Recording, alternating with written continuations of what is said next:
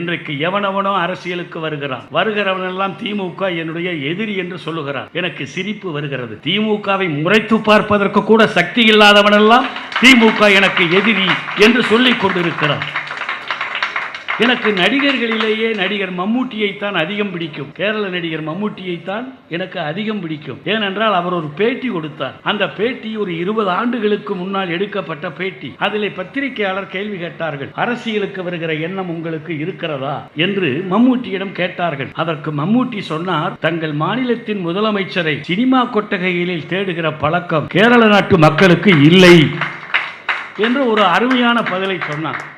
அந்த பதிலைத்தான் இன்றைக்கும் நான் பார்க்கிறேன். ஆசைப்படுகிறார்கள். ஒருவர் விளம்பரமாக இருப்பது வேறு, ஒருவர் புகழோடு இருப்பது வேறு. சினிமாவில் நடிப்பதால் சில பேருக்கு விளம்பரம் வந்து விடுகிறது. அந்த விளம்பரம் தனக்கு இருக்கிற புகழ் என்று அவர்கள் தவறாக கணித்துக் கொள்ளுகிறார்கள். விளம்பரத்தை வைத்து தலைவனாகி விடலாம் என்று நினைக்கிறார்கள். அத்தோடு ஆசை அவர்களை துரத்துகிறது. ஆங்கிலத்தில் ஒரு பழமொழி உண்டு, ஆசைகள் குதிரைகளானால் பைத்தியக்காரன் எல்லாம் சவாரி செய்வான் என்று.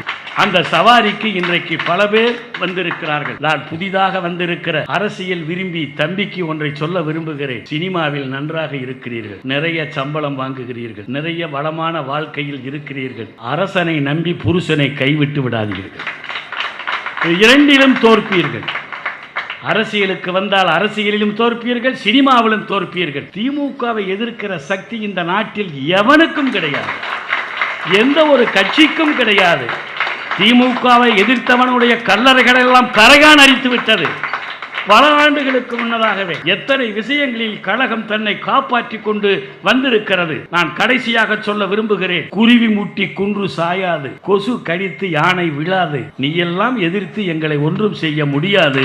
இயக்கத்திற்கு ஒரு இளம் பட்டாளம் தேவை என்று நம் முதலமைச்சர் விரும்பினார். ஒரு இளைஞர்களை ஒரு படையாக திரட்ட வேண்டும் என்று அவர் ஆசைப்பட்டார். அந்த பொறுப்பை நம்முடைய துணை முதலமைச்சர், நம்முடைய இளைஞர் அணியின் இளைய தளபதி அவரிடம் ஒப்படைத்தார். அவர் அந்த பொறுப்பை ஏற்றுக்கொண்டு 182 மாணவர்களை தேர்ந்தெடுத்தார். 17,000 பேர் விண்ணப்பித்தார்கள். 782 பேர் நாங்கள் நடுவர்களாக போனோம். நாங்கள் எல்லாம் சலித்து எடுத்து கொடுத்தவர்கள் தான் இந்த 182 மாணவிகள். இங்கே அந்த மாணவிகளில் இருவர்கள் தான் ஸ்ரீலேகாவும் பார்க்கவியும். இளைஞர்கள் தேவை. நான் இங்கே ஒன்றை சொல்ல விரும்புகிறேன். நீங்கள் மாணவர்களாகவும் இளைஞர்களாகவும் இருக்கிற காரணத்தால் பொதுவாக யார் இளைஞர்? இன்றைக்கு இளமை என்பது உள்ளத்திலே இருக்கிறது என்று சொல்லுகிற முதியவர்கள் உண்டு. இளமை என்பது உடலிலே தான் இருக்கிறது என்று சொல்லுகிற இளைஞர்களும் உண்டு. ஆனால் ஒவ்வொரு பருவத்திற்கும் ஒரு அருமையான பெயரை வைத்து நம்முடைய முன்னோர்கள் வாழ்ந்திருக்கிறார்கள், சொல்லி இருக்கிறார்கள். 10 வயது என்பது ஒரு பசலி வயது, 20 வயது என்பது இளமை, 30 முறுக்கு,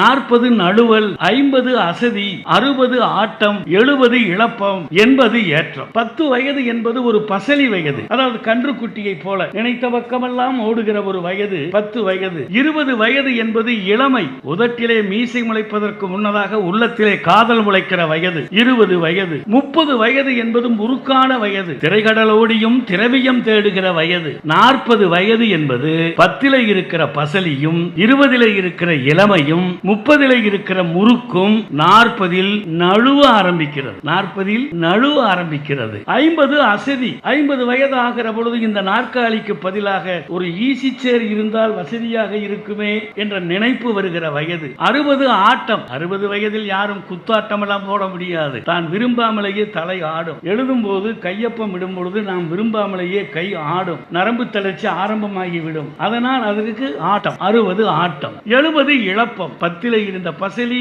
20 இருந்த இளமை, 30 இருந்த முறுக்கு, 40 இருந்த நழுவல், 50 இருந்த அசதி, 60 இருந்த ஆட்டம், 70 இழக்கிறோம். 80 ஏற்றம். ஏற வேண்டிய வாகனத்தில் ஏறி போக வேண்டிய ஊருக்கு போக வேண்டிய வயது என்று குறிப்பிட்டார்கள். 80க்கு மேல் அவர்கள் மனித குலத்தின் விதிவிலக்குகள். 80 தாண்டி இருப்பவர்கள், 90 தாண்டி இருப்பவர்கள், தலைவர் கலைஞரை போல 96 வயது வரை இயக்க பணியாற்றுகிறவர்களெல்லாம் அவர்கள் விதிவிலக்குகள். ஆனால் இன்றைக்கு இந்த இளமை திராவிட முன்னேற்ற கழகத்திற்கு ஒரு பெரும் பலமாக இன்றைக்கு கிடைத்திருப்பதை நான் பார்க்கிறேன். நான் இங்கே இருக்கிற நண்பர்களுக்கு சொல்ல விரும்புகிறேன், இந்த இயக்கம் இருக்கிறதே திராவிட முன்னேற்ற கழகம், அந்த கழகத்தை ஆரம்பிக்கிற பொழுது அண்ணாவுக்கு வயது 40. அண்ணாவுக்கு வயது 40. இந்த 40 வயதை பற்றி ஒன்று நான் சொல்ல வேண்டும். 40 வயது என்பது முதுமைக்கு இளமையான வயது, இளமைக்கு முதுமையான வயது. அதுதான் 40 வயது. இன்னும் சொன்னால் ஒரு மனித வளர்ச்சி வளர்ச்சியில் 40 என்பது ஒரு முழுமையான வளர்ச்சி அடைந்த பருவம் என்கிறார்கள். டாக்டர் யாழினி அவர்களுக்கு தெரியும். 40 வயதிலே உங்களுக்கு என்ன உருவம் இருக்கிறதோ,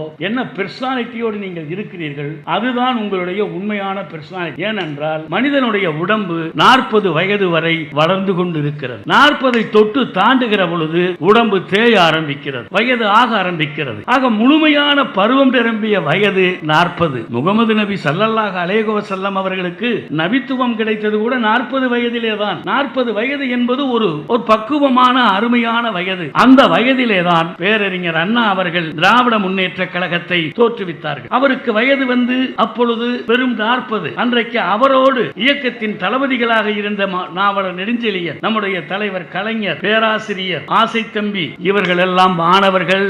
இன்றைக்கு நீங்கள் எப்படி உட்கார்ந்து எங்கள் பேச்சை கேட்கிறீர்களோ அதே போல் அண்ணா பேச்சை கேட்டவர்கள். அண்ணாமலை பல்கலைக்கழகத்தில் இருந்து பேராசிரியர், நாவலர், இப்படி பல பேர் கிடைத்தார்கள் அண்ணாவிற்கு, பல தம்பிமார்கள். அண்ணா அவர்கள் அந்த மாணவர்களை வைத்துக் கொண்டுதான், இளைஞர்களை வைத்துக் கொண்டுதான் திராவிட முன்னேற்ற கழகத்தையே துவக்கினார். திமுக துவக்கிய பொழுது அண்ணாவுக்கு வயது 40, நாவலர் நெடுஞ்செழியனுக்கு வயது 29, பேராசிரியருக்கு வயது 27, கலைஞருக்கு வயது 25, ஆசை தம்பிக்கு வயது 25, மதியழகனுக்கு வயது 23, ஈவி.கே. சம்பத் அவர்களுக்கு வயது 23. இந்த 30 வயதுக்கு கீழே இருக்கிற மாணவர்களை, இளைஞர்களை வைத்துக் கொண்டு 49 கட்சியை துவக்கி 67 ஆட்சியை பிடித்து காட்டிய மாபெரும் சாதனை பேரறிஞர் அண்ணா அவர்களுக்கு மட்டும்தான் உண்டு.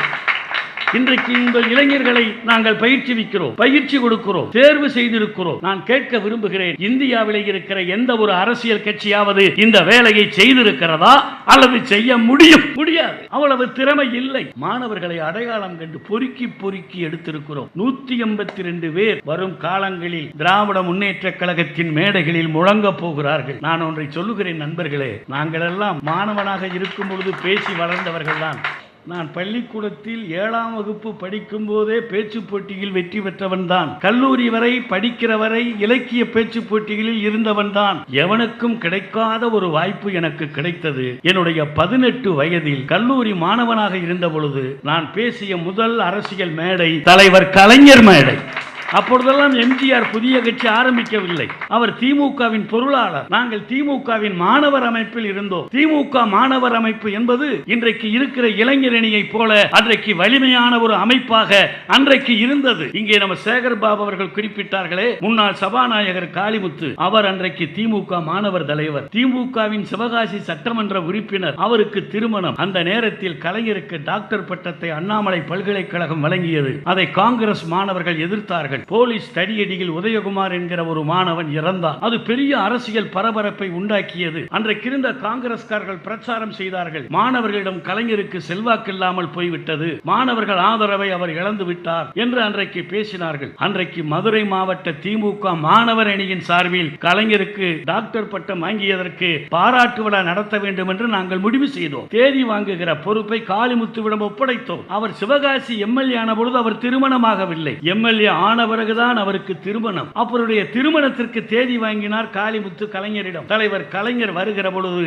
எங்கள் பாராட்டு விழாவிலும் கலந்து கொள்ள சம்மதித்தார். அன்றைக்கு மாவட்ட செயலாளர் மதுரை முத்து, பெரிய ஜாம்பவான். நம் சேகர் பாபு இப்பொழுது எப்படி கட்சியை கட்டுப்பாட்டில் வைத்து நடத்துகிறாரோ இதே போல அன்றைக்கு மதுரை முத்துவை சொல்லலாம். மதுரை முத்துவை நினைக்கிற பொழுதெல்லாம் எனக்கு இவரும் நினைவுக்கு வருவார். ஏனென்றால் இவர்கள் பார்ப்பதற்கு எப்படி இருக்கிறார்கள், பழகுவதற்கு இயக்கத்தவர்களுக்கு கரும்பாக இனிப்பார், பகைவர்களுக்கு எதிரிகளுக்கு இரும்பாக இருப்பார்.